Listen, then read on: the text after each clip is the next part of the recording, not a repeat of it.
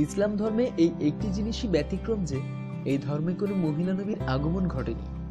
কিন্তু মহান আল্লাহ তাআলা ঠিক কি কারণে কোনো মহিলাকে নবী হিসেবে প্রেরণ করেননি? পিস টিভি বাংলায় একজন মহিলা এই প্রশ্নটি সরাসরি ডাক্তার জাকির নায়েকের কাছে করেন।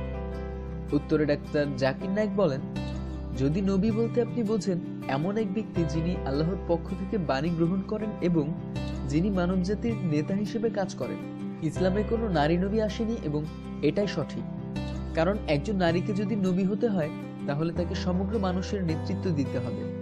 কিন্তু কুরআনে স্পষ্ট করে বলা হয়েছে পুরুষরা হলো পরিবারের প্রধান।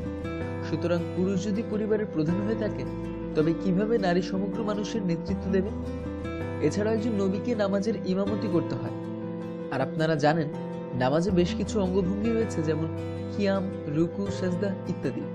যদি একজন নারী নবী নামাজের নেতৃত্ব দিত তবে জামাতের পেছনে যে সকল পুরুষ সালাত আদায় করত এটা তাদের এবং ইমাম উভয়ের জন্যই বেশ বিব্রতকর হতো। এখানে আরো অনেক ব্যাপার রয়েছে, যেমন একজন নবীকে সাধারণ মানুষের সাথে সর্বদা দেখা সাক্ষাৎ করতে হয়, কিন্তু এটা একজন মহিলা নবীর পক্ষে অসম্ভব। কারণ ইসলাম নারী পুরুষ পরস্পরের মেলামেশার ক্ষেত্রে বাধ্যবাধকতা আরোপ করেছে। যদি মহিলা নবী হতো এবং স্বাভাবিক প্রক্রিয়ায় সে যদি গর্ভবতী হতো তবে তার পক্ষে কয়েক মাস নবুয়তের স্বাভাবিক দায়িত্ব পালন করা সম্ভব হতো না।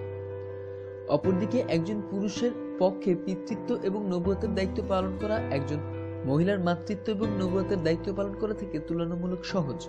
কিন্তু আপনি যদি নবী বলতে শুধু বোঝেন এমন একজন ব্যক্তি যিনি আল্লাহ পছন্দের এবং যিনি পবিত্র ও খাঁটি ব্যক্তি, তবে সেখানে কিছু নারীর উদাহরণ রয়েছে। আমি এখানে উত্তম উদাহরণ হিসেবে উল্লেখ করব মরিয়ম আলাইহিস সালামের নাম। তিনি ছিলেন মনোনীত এবং পরিশুদ্ধ। তিনি ছিলেন ঈসা আলাইহিস সালামের মা। সূরা আল ইমরানের 42 নং আয়াতে উল্লেখ আছে, যখন ফেরেশতারা বলেছিল, হে মারিয়াম, আল্লাহ আপনাকে মনোনীত করেছেন, পবিত্র করেছেন এবং নির্বাচিত করেছেন বিশ্বজগতের নারীদের উপর।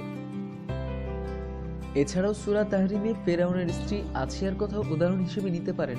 আল্লাহ বিশ্বাসীদের জন্য ফেরাউনের স্ত্রীর অবস্থা বর্ণনা করেছেন।